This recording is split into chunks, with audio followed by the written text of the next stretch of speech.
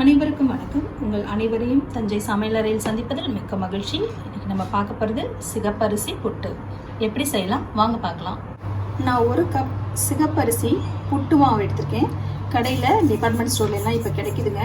சிகப்பரிசி புட்டு மாவுன்னு கேட்டாலே அந்த மாதிரி கிடைக்குது. ஸோ நம்ம அது வாங்கியிருக்கோம், அது நான் எடுத்திருக்கேன். இது கூட கொஞ்சம் போல் உப்பு சேர்த்துக்கலாம்.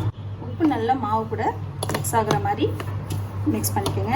நீங்களே அரைக்கலை அப்படின்னா கடையில் வாங்கினீங்கன்னா ஒரு தடவை சளிச்சுட்டு எடுத்துக்கோங்க மாவை. எப்போவுமே கடையில் வாங்குகிற மாவை ஒரு தடவை சளிச்சுக்கிறது நல்லது. நான் சளிச்சு தாங்க எடுத்திருக்கேன். இப்போ இதை நம்ம கொஞ்சம் சூடாக இருக்கிற தண்ணியை நான் எடுத்திருக்கேன். ரொம்ப கொதிக்க விடலை, ஆனால் கொஞ்சம் நல்ல சூடு வந்து தண்ணி தாங்க. நான் இது கொஞ்சம் போல் சேர்த்துக்கிறேன். சேர்த்துக்கிட்டு இது மாதிரி ஒரு கரண்டி வச்சு நல்லா கிண்டி விடுங்க. மாவு எல்லாம் சேர்ந்து ஒன்று சேர வரணும். தண்ணியை முதல்லையே நிறைய ஊற்றிடாதீங்க, கொஞ்சம் கொஞ்சமாக சேர்த்து கிளறுங்க. நான் இன்னும் கொஞ்சம் மாவு தண்ணி சேர்த்துருக்கேன். இப்போது நான் எடுத்த கப்பால் 1 கப் தண்ணி வச்சுங்க. நமக்கு 1/2 கப் அளவுக்கு தான் இதில் தண்ணி தேவைப்பட்டிருக்கு. இப்போ நான் நல்லா இப்படி கை வச்சு, கொஞ்சம் லைட்டாக சூடாக தாங்க இருக்குது, ஆனால் நம்ம கை பொறுக்கிற அளவுக்கு தான் இருக்குது. அதனால் நான் இப்படி கை வச்சு நல்லா கட்டி இல்லாமல் நல்லா உதுத்து விட்டுக்கலாம். பாருங்கள், புட்டு மாவோட பதமே இந்த மாதிரி மாவை இப்படி இறுக்கி பிடிச்சி திரும்பி உதுத்து விட்டால் ஊதுறணும். இதுதான் இதோட பதம். பாருங்கள், நல்லா அந்த சுடுதண்ணி ஊற்றி பிசையும் போதே அரிசியோட வாசனை ரொம்ப நல்லாயிருக்கு. சிகப்பரிசி உடம்புக்கு ரொம்ப நல்லதுங்க, கேன்சருக்கெலாம் ரொம்ப நல்லது. அதனால் இது நல்லா வாரத்தில் 1 நாளைக்கு 2 நாளைக்கு நம்ம சேர்த்துக்கலாம். பாருங்கள், நல்லா இந்த மாதிரி மிக்ஸ் பண்ணி விட்டுருங்க. இப்போ நம்ம மாவு நல்லா ரெடி ஆகிடுச்சு. இது எப்படியே இருக்கட்டுங்க. நம்ம இட்லி பானையில் தண்ணி சூடு பண்ணிடலாம். இட்லி பாத்திரத்தில் தண்ணி நல்லா கொதிக்குது. இதுக்குள்ளே நம்ம இட்லி தட்டை வச்சுக்கலாம்.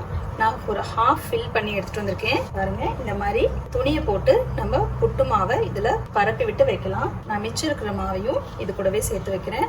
நீங்கள் பெரிய துணியை வச்சு நல்லா மூட்டை மாதிரி கூட கட்டி வச்சுக்கலாம். எப்படின்னாலும் உங்களோட விருப்பம் தான். கொலா புட்டு இருக்குன்னா அதில் கூட நம்ம செஞ்சுக்கலாம். நான் இன்னைக்கு இட்லி பானையில் எப்படி செய்யறதுன்னு தான் காட்டுறேன்.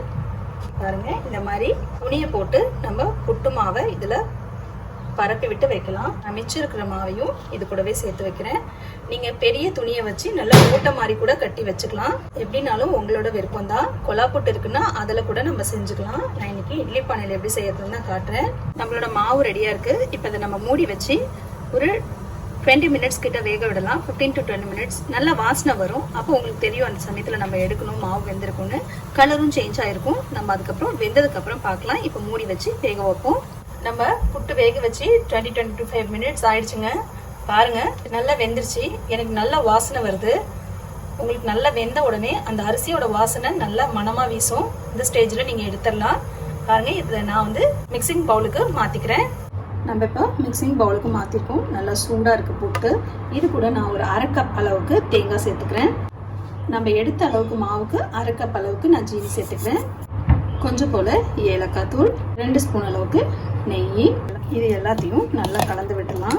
நமக்கு சுவையான சிகப்பரிசி மாவு புட்டு தயாருங்க. இது நீங்கள் கேரளா ஸ்டைலில் சாப்பிட்ணுன்னா கடலைக்கறி அது கூட சாப்பிட்றதா இருந்தாலும், நம்ம ஸ்வீட் போடாமல் அந்த மாதிரியும் சாப்பிட்லாம். அதுக்கும் ரொம்ப நல்லாயிருக்கும். குழந்தைங்களுக்கு இது ரொம்ப பிடிக்கும். குழந்தைங்கள்லேருந்து பெரியவங்கலேருந்து சின்னவங்க வரைக்கும் எல்லாருக்குமே பிடிக்கும். மார்னிங்கில் பிரேக்ஃபாஸ்ட்டாகவும் எடுத்துக்கலாம், ஈவினிங்கில் ஒரு ஸ்நாக் மாதிரி கூட எடுத்துக்கலாம். ஏன்னா நமக்கு சீக்கிரம் டைஜஸ்ட் ஆகிடும், ஒன்றும் பிரச்சனை இல்லை. ரொம்ப ஹெல்த் பெனிஃபிட்ஸ் ஜாஸ்திங்க. ரொம்ப நல்லாயிருக்கும். ரொம்ப வாசனையாக சாப்பிட்றதுக்கு ரொம்ப அருமையாக இருக்கும். நீங்களும் செய்து பாருங்கள். இந்த ரெசிபி உங்கள் எல்லாருக்கும் பிடிச்சிருக்கும்னு நினைக்கிறேன். பெரியவங்கலேருந்து குழந்தைங்க வரைக்கும் எல்லாருக்கும் பிடிக்குங்க. நீங்கள் ட்ரை பண்ணி பாருங்கள். உங்கள் கருத்துக்களை கமெண்ட் செக்ஷனில் பதிவு பண்ணுங்கள். லைக் பண்ணுங்கள், ஷேர் பண்ணுங்கள். சப்ஸ்கிரைப் பண்ணாதவங்க சப்ஸ்கிரைப் பண்ணிக்கோங்க. உடனுக்குடன் வீடியோக்களை தெரிந்து கொள்ள பெல் பட்டனை ப்ரெஸ் பண்ணுங்கள். நன்றி.